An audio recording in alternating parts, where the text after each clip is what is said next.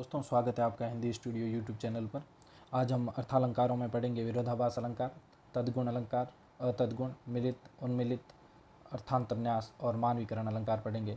सबसे पहले हम देखते हैं विरोधाभास अलंकार।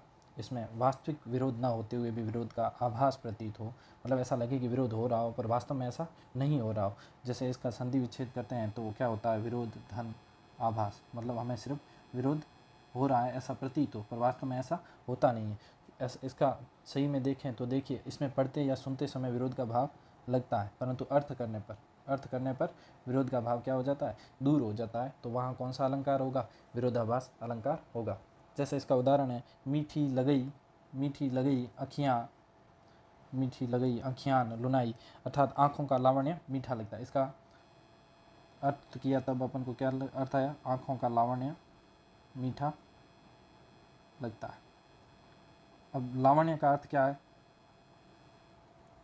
लुनाई या लावण्य का अर्थ अपन क्या ले सकते हैं, इसका अर्थ होगा नमक का खारापन। लुनाई का क्या लेंगे अर्थ क्या है, नमक का खारापन। तो हमें क्या लग रहा है कि जो मीठा है वो मीठा कभी खारा नहीं हो सकता, तो क्या हो गया, विरोध हो गया। मीठा और खारा एक साथ नहीं हो सकते, तो क्या हो गया, खारापन मीठा लगता है, ये क्या हो गया, ये विरोध हो गया। पर वास्तव में ये विरोध नहीं होकर क्या है, लावण्य का अर्थ यहाँ नमक का खारापन नहीं है, किंतु फिर भी ये क्या है, सुंदरता प्रतीति होती है। तो यहाँ पर क्या है, मीठी लगे अखियाँ लुनाई, मतलब आँखों का लावण्य जो है वो मीठा लगता है। तो यहाँ पर विरोध का आभास हुआ कि भाई क्या है, लुनाई मतलब नमक का खारापन और मीठा एक साथ नहीं हो सकते, तो विरोध हो गया। तो विरोध का आभास हुआ, फिर हमें ये ज्ञात हुआ कि आँखों का लावण्य मीठा लगता है। तो यहाँ पर क्या हो गया, विरोधाभास अलंकार। अब अगला उदाहरण है, तंत्री नाद कवित्रस सरस राग रतिरंग, अनबूढ़े बूढ़े तरे जे बूढ़े संग अंग। अब यहाँ पर देखिए, अनबूढ़े और तरे जे बूढ़े संग अंग, जो मतलब डूब गया, जो नहीं डूबा है वो तो डूब गया, जो नहीं डूबा है वो डूब गया, जो नहीं डूबा है वो डूब गया, और जिसके सारे अंग डूब गए हैं,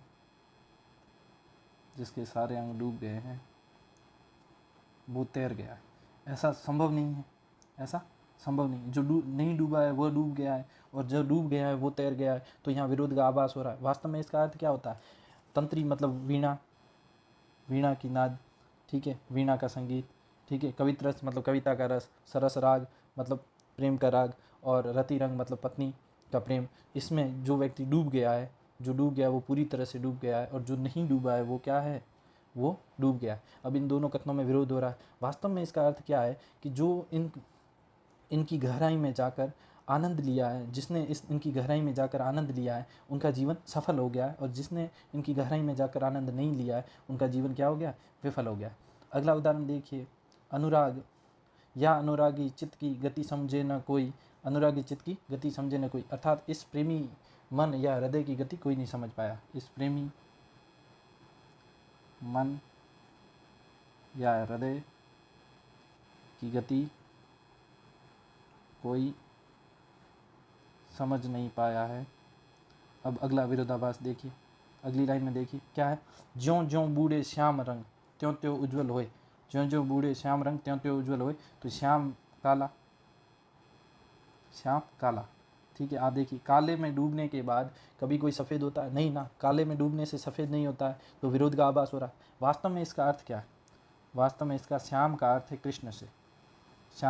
कृष्ण से, कृष्ण मतलब परमात्मा। श्याम का अर्थ किससे, कृष्ण से। तो कहने का अर्थ ये है, कृष्ण या परमात्मा में डूबने पर मन कैसा हो जाता है, दोष रहित हो जाता है। मन की सारी दुर्भावनाएं धुलकर साफ हो जाती है, मन की मलिनताएं नष्ट हो जाती है।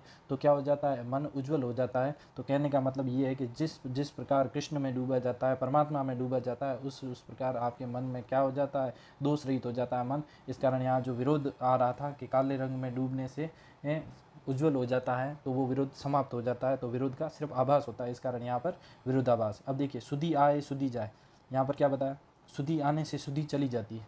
अब सुधि आने से सुधि चली जाती है, यहाँ विरोध हो रहा है। पर इसका वास्तविक अर्थ क्या है, वास्तविक अर्थ ये है कि सुधि मतलब याद आने पर सुधि मतलब चेतना होश, याद आने पर चेतना होश चला जाता है। तो यहाँ पर क्या, पहले अपन को विरोधाभास लगा, विरोध लगा, फिर हमें लगा कि वास्तव में विरोध नहीं हो रहा है, तो क्या, विरोध का सिर्फ आभास प्रतीत हुआ।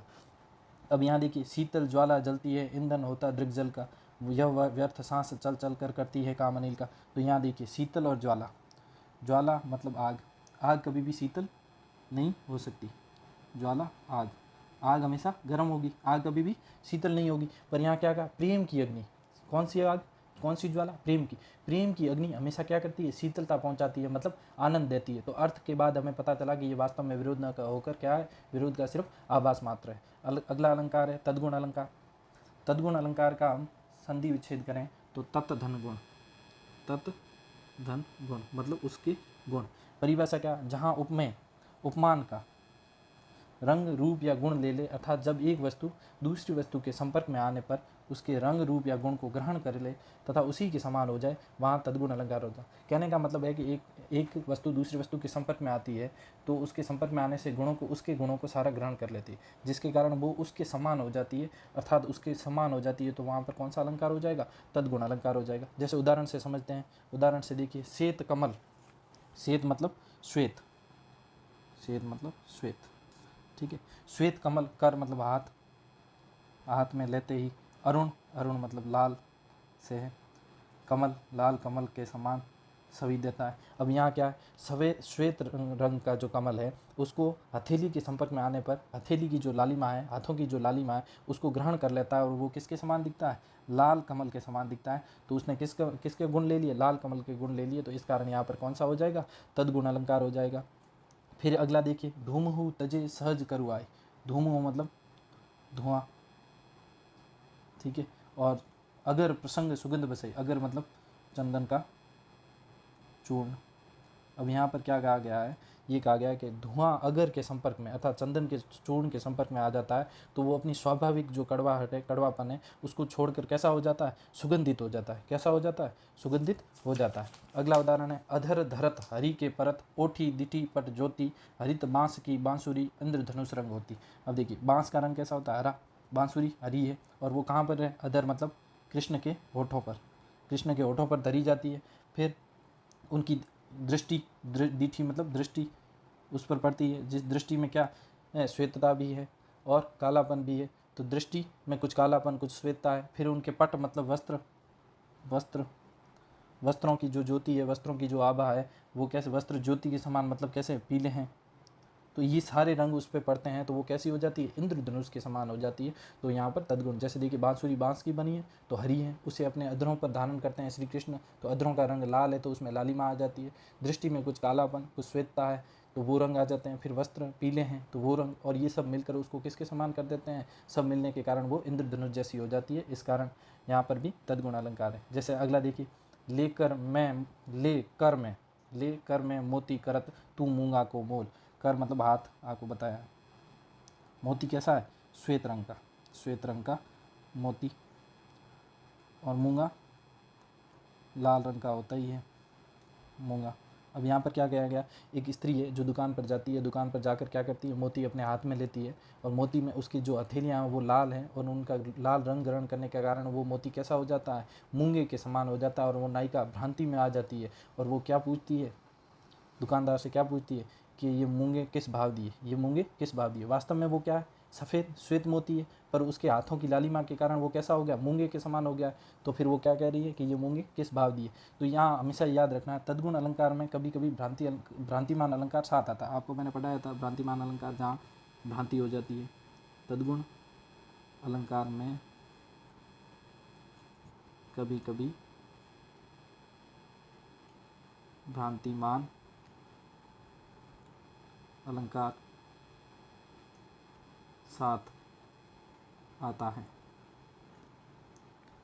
ठीक है। फिर देखिए, नाक का मोती अधर का संग, नाक का जो श्वेत मोती है वो अधर मतलब होठों की लालिमा का संग पाकर किसके समान हो गया है, मूंगे के समान हो गया, मनोरम दिख रहा है मूंगे के समान। तो यहाँ पे भी तद्गुण अलंकार हो गया। फिर देखिए अतद्गुण अलंकार, अतद्गुण अलंकार में क्या है, जहाँ कोई वस्तु दूसरी वस्तु के संपर्क में आकर भी उसके रंग रूप या गुण को ग्रहण न करे तो वहाँ पर क्या हो जाएगा, अतद्गुण अलंकार हो जाएगा। अ धन तत् धन गुण, बिना उसके गुण के, बिना उसके गुण के। तो फिर क्या हो जाएगा, संपर्क में आता है पर उसके रंग रूप या गुण को ग्रहण नहीं करता है, तो वहाँ क्या हो जाएगा, अतद्गुण अलंकार हो जाएगा। उदाहरण से समझते हैं कि देखिए, संत न छाड़े संतता कैतिक मिले असंत, मतलब संत अपनी संतता को नहीं छोड़ते, भले ही उसको कितने भी दुष्ट लोग मिलते हैं। किस प्रकार चंदन विष व्यापत नहीं, चंदन के पेड़ है वो शीतल होता है, उसके कारण उसके चारों तरफ क्या होते हैं, भुजंग मतलब सांप लिपटे रहते हैं। तो चंदन विषैले सर्पों के संसर्ग मतलब उसकी संगत में आकर भी अपनी शीतलता का गुण नहीं त्यागता, वैसे ही संत अपनी संतता नहीं छोड़ते, भले ही उन्हें कितने भी दुष्ट लोग मिल जाए। ठीक है, फिर जैसे अगला उदाहरण है, जमुना जल हूँ नहाई के हंस न कारो हुई। जमुना का जल मतलब यमुना का जल कैसा है, काला, और उसमें हंस कैसा है, सफ़ेद, हंस सफ़ेद। और जमुना के जल में नहाकर हंस कैसा है, काला नहीं हो रहा है, मतलब उसके गुण नहीं ले रहा है, तो वहाँ कौन सा अलंकार हो जाएगा, अतद्गुण अलंकार हो जाएगा। फिर देखिए, पिय अनुरागी ना भय, क्या, पिय अनुरागी ना भय बसी रागी मन माय। कहने का मतलब है प्रेम करने वाले के मन में बसकर भी प्रियतम अनुरागी या प्रेमी न बने। प्रेम करने वाले के मन में बसकर भी प्रियतम अनुरागी या प्रेमी न बने। अब देखिए यहाँ पर उसने गुण नहीं लिया है, जबकि प्रेम बनने वाले के मन में बसकर भी उसके संपर्क में आकर भी उसने उसका गुण नहीं लिया है, तो यहाँ पर क्या हो जाएगा, अतद्गुण अलंकार हो जाएगा। जैसे राखो मेल न कपूर में हींग न होत सुगंध, तो यहाँ पर क्या कहा गया, सुगंधित कपूर के संपर्क में आने पर भी हींग उसकी सुगंधि के गुण नहीं ग्रहण करता है। हींग कपूर के सुगंध का गुण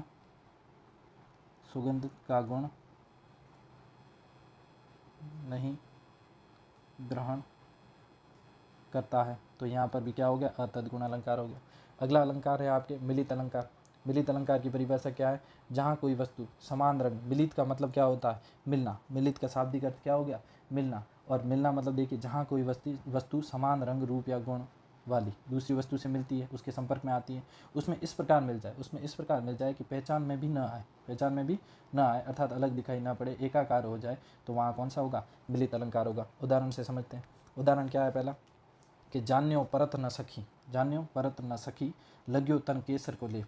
अब एक सखी आती है, वो नायिका को देखती है, और नायिका ने क्या है, केसर का लेप लगा रखा है, और नायिका गौर वर्ण की है, सुनहरे रंग की है, इस कारण जो केसर का लेप है वो भी क्या हो गया, उसमें मिल गया है, इस प्रकार विलीन हो गया है कि वो जो केसर का लेप लगा हुआ है वो उसकी सखी को दिख भी नहीं रहा है। तो जान्यो परत न सखी लग्यो तन केसर का लेप, अर्थात सुनहरे रंग का होने के, नायिका का रंग सुनहरा होने के कारण उसके शरीर पर जो केसर का लेप लगा हुआ है वो भी पता नहीं चल पा रहा है। फिर देखिए, पंखुड़ी लगी गुलाब की घात न जानी जाए, मतलब क्या कहा गया, गुलाब की पंखुड़ी नायिका के तन की गुलाबी आभा में इस प्रकार विलीन हो गई है कि वो दिख भी नहीं रही है। फिर देखिए अगला उदाहरण है, अरुण मतलब लाल, वर्ण मतलब रंग, ठीक है, और तीय चरण पर जावक लख्यो न जाए। अब इसमें क्या कहा गया, नायिका के चरणों के तलवे, नायिका के चरण इतने लाल हैं, उनके तलवे इतने लाल हैं कि उस पर महावर का लाल रंग भी क्या है, दिख नहीं रहा है, मतलब वो जो महावर का लाल रंग है उसके तलवों में क्या हो जा रहा है, विलीन हो जा रहा है। अगला उदाहरण है, ये बहुत ही शानदार उदाहरण है, जिसमें जुती जोनह में मिली, जोनह मतलब चांदनी, जोना में मिली गई, नेकू न होती लखाई, मतलब एक थोड़ी सी भी नहीं दिखाई दे रही, सौंधे के डोरे लगी अली चली चंग जाई, मतलब जो उसकी सखी है वो क्या है, उसकी सखी सुगंध रूपी डोरे से लगकर उसके पीछे पीछे जा रही है, क्योंकि वो तो क्या है, उस चांदनी रात में खो गई है, क्योंकि युवती का जो रंग है वो कैसा है, इतना उज्ज्वल है कि वो चांदनी रात में खो गई है। यहाँ पर शुक्ला भिसारिका नायिका है, शुक्ला भिसारिका जो चांदनी रात में अपने प्रेमी से मिलने जाती है, वो शुक्ला भिसारिका नायिका होती है। ठीक है, तो यहाँ पर ज्योति जो ना चांदनी में इस प्रकार को, क्योंकि युवती का रंग भी कैसा है, युवती का रंग भी उज्ज्वल है और चांदनी रात का भी रंग उज्ज्वल है, तो दोनों एक दूसरे में इस तरह एकाकार हो गए हैं कि वो युवती क्या हो गई है, दिखना ही बंद हो गई है, मतलब थोड़ी सी भी दिखाई नहीं दे रही चांदनी रात में। अब जब अपने प्रेमी से मिलने जाती है तो चांदनी में इस प्रकार मिल गई है कि थोड़ा सा भी दिखाई नहीं दे रही है, उसकी सखी उसकी सुगंध के डोरे से लगी हुई उसके पीछे पीछे जा रही है, उसने दिखना बंद कर दिया है। तो यहाँ पर भी कौन सा अलंकार हो जाएगा, मिलित अलंकार। जैसे कजरारी नैनान में अरी कजरा न लखाए, तो क्या कहने का मतलब, हे सखी कजरारे काले नेत्रों में, कजरारे मतलब काले नेत्रों में जो कजरा मतलब काजल लगाया है वो दिख नहीं रहा, मतलब काजल काले नेत्रों में क्या हो गया, एकाकार हो गया है, तो यहाँ पर भी मिलित अलंकार है। फिर देखिए उन्मिलित अलंकार। उन्मिलित अलंकार में क्या होगा, मिल तो रहा है क्या, रूप गुण आदि दूसरी वस्तु के संपर्क में आकर विलीन तो हो रहा है, परंतु किसी कारणवश क्या है, वो अलग दिखाई पड़ने लगे, तो वहाँ कौन सा अलंकार हो जाएगा, उन्मिलित अलंकार हो जाएगा। जैसे आपको ये उदाहरण, जान्यो परत सुगंध में तन केसर को लेप। अब यहाँ पर इससे पहले हमने देखा था जान्यो परत न सकी लग्यो तन केसर को लेप, उसमें क्या है कि सुनहरा रंग है, केसर का रंग भी सुनहरा है, तो सखी को पता नहीं चल रहा है कि केसर का लेप लगा हुआ है कि नहीं लगा हुआ, पर यहाँ सखी को पता चल रहा है। किस कारण? क्योंकि केसर की सुगंध के कारण, ये जो सुगंध है इस कारण केसर का लेप लगा हुआ है, ये पता चल जाता है। तो फिर क्या है, वो देखो एकाकार तो हो गया है, वो एकाकार हो गया है, दिख नहीं रहा है कि भाई केसर का लेप लगा हुआ, पर उसकी सुगंध के कारण पता चल रहा है कि उसने केसर का लेप लगा रखा है। इस कारण यहाँ पर कौन सा अलंकार हो जाएगा? उन्मिलित अलंकार हो जाएगा। ठीक है, फिर देखिए दीठी न परत समान दुति कनक कनक ते गात।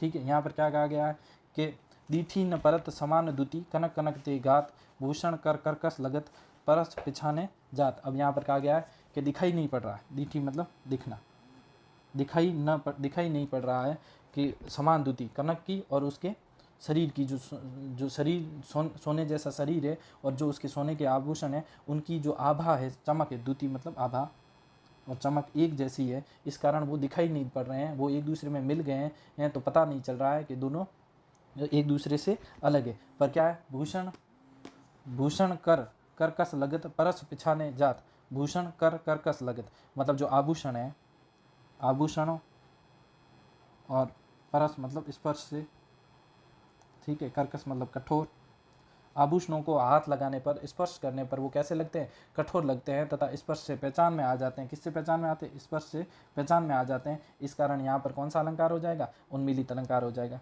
जैसे देखिए उदाहरण, शिवा तिहारे सूजस में मिले धवल छवि मूल बोल बास्ते जानियत हंस समेली फूल। हंस समेली चमेली फूल। तो यहाँ कहा गया श्वेत वर्ण का हंस और श्वेत वर्ण का हंस और चमेली का फूल, चमेली का फूल, श्वेत वर्ण का हंस और चमेली का फूल। तो यहाँ पर अपन कह सकते हैं वो श्वेत वर्ण के यश में इस प्रकार संपर्क में आकर विलीन हो गए हैं कि पता ही नहीं चल रहा है कि हंस है या चमेली का फूल। पर हंस किसके कारण पकड़ में आ रहा है? अपने बोल के कारण, बोलने के कारण पकड़ में आ रहा है कि ये हंस है, और चमेली का फूल सुगंध के कारण, सुवास के कारण पता चल रहा है कि चमेली का फूल है। इस कारण यहाँ पर भी उन्मिलित अलंकार हो जाएगा। फिर अगला है चंपक हरवा अंग मिली अधिक सुआई जानी परे ये सिए ये रे अब कुमलाई। चंपक हरवा अंग मिली अधिक सुआई, कहने का मतलब है कि जो सीता जी ने चंपा का जो हार पहन रखा है वो शरीर के संपर्क में आकर उसके जैसा ही हो गया, मतलब वो सीता जी के शरीर में चंपा का जो हार है वो विलीन हो गया है, पर ये कुमला गया है, कुमला गया है, जिससे ये प्रतीत हो रहा है, कुमला गया है जिससे ये प्रतीत हो रहा है, ये क्या है? चंपा का हार है, ये अलग प्रतीत हो जाता है इस कारण कि वो कुमला गया है। तो यहाँ पर भी कौन सा अलंकार हो जाएगा? उन्मिलित अलंकार हो जाएगा। अगला अपन देखेंगे मानवीकरण अलंकार। यहाँ पर क्या, जहाँ प्रकृति के जड़ पदार्थों या प्रकृति की निर्जीव वस्तुओं को मानव सुलभ गुणों या क्रियाओं अर्थात मानवीय चेतना का आरोप किया जाए, वहाँ कौन सा होगा? मानवीकरण अलंकार होगा। अब इस अलंकार का ज़्यादातर प्रयोग यदि देखना है या फिर इस अलंकार के प्रयोग देखने हैं तो हिंदी में छायावाद में इसका ज़्यादा प्रयोग हुआ है। हिंदी में छायावाद में जैसे सूर्य, चंद्र, पुष्प, नदी, झरने, पत्थर आदि ये कैसे हैं? प्रकृति की निर्जीव वस्तुएं हैं, और इन पर हम कैसा करेंगे? मानवीय गुणों का या मानवीय चेतना का आरोप करेंगे। तो यहाँ पर कौन सा अलंकार हो जाएगा? मानवीकरण अलंकार हो जाएगा। जैसे आप देखिए, चुपचाप खड़ी थी वृक्ष पात, वृक्ष की पत्तियाँ चुपचाप खड़ी है, जैसे वो क्या सुन रही हो? कुछ निजी बात सुन रही हो। मतलब निजी बात सुनने के लिए देखिए लोग दीवार के कान लगा के चुपचाप खड़े रहते हैं, वैसे ही वृक्ष की पत्तियाँ खड़ी है। तो यहाँ पर क्या कर दिया? वृक्ष की पत्तियों का क्या कर दिया? मानवीकरण कर दिया। जैसे देखिए फूल हंसे कलियाँ मुस्काई, फूल हंसते हैं नहीं ना, पर उनको मानवीकरण कर दिया कि भाई फूल हंस रहे हैं और कलियाँ मुस्का रही है। आगे देखिए नेत्र निमिलन, नेत्र निमिलन मानो प्रकृति प्रबुद्ध लगी होने। नेत्र निमिलन का मतलब देख लीजिए कि नेत्र खोल रही है प्रकृति और प्रबुद्ध होने लगी है। तो आंखें कौन खोलता है? मानव खोलता है। तो प्रकृति का क्या कर दिया? मानवीकरण कर दिया। जैसे चारू चंद्र की चंचल किरणें खेल रही नभथल में, तो खेल रही से चंद्रमा का क्या हो गया? मानवीकरण हो गया। तो यहाँ पर भी मानवीकरण अलंकार हो जाएगा। फिर देखिए धीरे धीरे हिमाच्छादन हटने लगा, हिम का जो आच्छादन है हिम हटने लग गया धरातल से, तो वनस्पतियाँ क्या? जागी, मानवीकरण हो गया। अलसाई मतलब आलस से भरी हुई, यहाँ पे भी मानवीकरण हो गया। और मुक्त होती शीतल जल से, मतलब जो शीतल जल है उससे मुक्त हो रही है कौन? वनस्पतियाँ। तो यहाँ वनस्पतियों का क्या कर दिया? मानवीकरण कर दिया गया। अब मानवीकरण अलंकार के बारे में आपको एक बात और ध्यान रखनी पड़ेगी कि मानवीकरण अलंकार कैसा है? पाश्चात्य अलंकार, नया अलंकार है। ठीक है, इसको अंग्रेजी में कहा जाता है पर्सोनिफिकेशन, पर्सोनिफिकेशन। अब देखिए भारत में इससे पहले जो अलंकार मानवीकरण अलंकार से अलग अपने अलंकार पढ़े, उसमें क्या है कि वो संस्कृत, उनका जो मूलाधार है वो संस्कृत है, तो संस्कृत के काव्य शास्त्र से विकसित हुआ। वैसा ही काव्य शास्त्र यूरोप में, पाश्चात्य पश्चिम में भी विकसित हुआ था। तो कुछ अलंकार भारतीय काव्य शास्त्र और पश्चिमी काव्य शास्त्र में समान मिलते हैं, कुछ अलग मिलते हैं। जैसे सिमाइल, सिमाइल भारतीय काव्य शास्त्र में उसको उपमा कहते हैं। जैसे मेटाफॉर, मेटाफॉर भारतीय काव्य शास्त्र में रूपक कहते हैं और पाश्चात्य काव्य शास्त्र में मेटाफॉर कहते हैं। हाइपरबोल, हाइपरबोल इसको अतिशयोक्ति कहते हैं, अतिशयोक्ति, ठीक है। और फन, श्लेष या यमक, फन, श्लेष तथा यमक।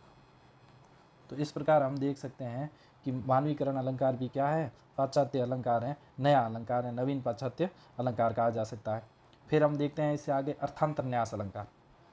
अर्थांतर न्यास अलंकार में क्या है, जहाँ सामान्य अर्थ का या सामान्य कथन का विशेष अर्थ से या विशेष अर्थ का समर्थन किससे, सामान्य अर्थ से किया जाए, तो वहाँ पर क्या हो जाएगा, अर्थांतर न्यास अलंकार हो जाएगा। मतलब पूरे अलंकार में समर्थ्य सामर्थक का भाव, समर्थ्य समर्थक का भाव पाया जाता है, तो वहाँ पर अर्थांतर न्यास अलंकार होता है। यहाँ पर ज़्यादातर प्रयोग जो होता है लोकोक्ति या सुक्ति का किया जाता है। ज़्यादातर प्रयोग किसका किया जाता है, लोकोक्ति या सुक्ति का किया जाता है। जैसे हम देखिए, जाई मिले सुख होते ताई बिछुरे दुख होते, कि जिससे मिलने से सुख होता है, जिससे मिलने से सुख होता है, उससे बिछुड़ने से दुख होता है।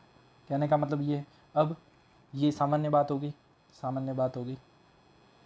अब इसका विशेष द्वारा समर्थन, विशेष कैसे, विशेष ऐसे देखिए, सुर उदय फूले कमल, कि भाई कमल खिलता है किसके, सूर्य के उदय होने से कमल खिलता है। और जब ता बिनु संकुचे सोई, और सूर्य जब अस्त हो जाता है तो कमल क्या हो जाता है, संकुचित हो जाता है।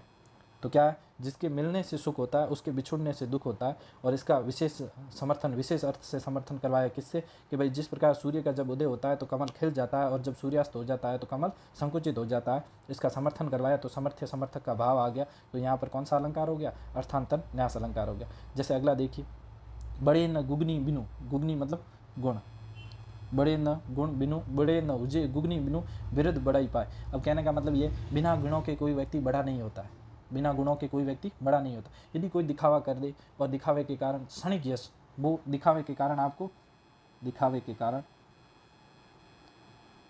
क्षण भर का यश मिल जाएगा, यश मिल जाएगा, परंतु वह स्थायी नहीं होगा, परंतु वो स्थायी नहीं होगा। अर्थात आप में यदि यश की स्थायित्व चाहिए तो आप में गुण होने चाहिए, बिना गुण के आप कभी भी यश नहीं प्राप्त कर सकते। जैसे कहत धतुरो सो कनक, यदि सोने को भी कनक कह दिया, सोने को भी धतुरा कह दिया जाए, या फिर धतुरे को भी सोना कह दिया जाए, तो क्या उस धतुरे से गहना गढ़ा जाएगा, क्या उस धतुरे से गहना गढ़ा जाएगा। इसलिए उसमें गुण होने आवश्यक है। बड़ा होने के लिए, किसी व्यक्ति को बड़ा होने के लिए उसमें गुणों की आवश्यकता जरूरी है, बिना गुणों के कोई व्यक्ति बड़ा नहीं हो सकता। ठीक है, तो यहाँ समर्थन किया गया है, समर्थ्य समर्थक का भाव आ गया, तो यहाँ पर अर्थांतर न्यास अलंकार हो गया। अगला उदाहरण देखिए, दियो अभय अमरना, दियो अभय अमरना, कियो हर, हर कौन है, शिव, शिव, हलाल क्या है, विष, पान। जब समुद्र मंथन किया जा रहा था तो सबसे पहले विष निकलता है, तो विष पी के शिव क्या कर देते हैं, देवताओं को अभय अमृतत्व दे देते हैं। देवताओं को क्या दे देते हैं, अमृतत्व।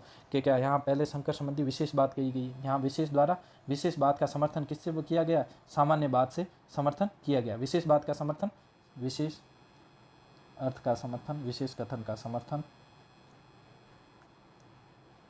सामान्य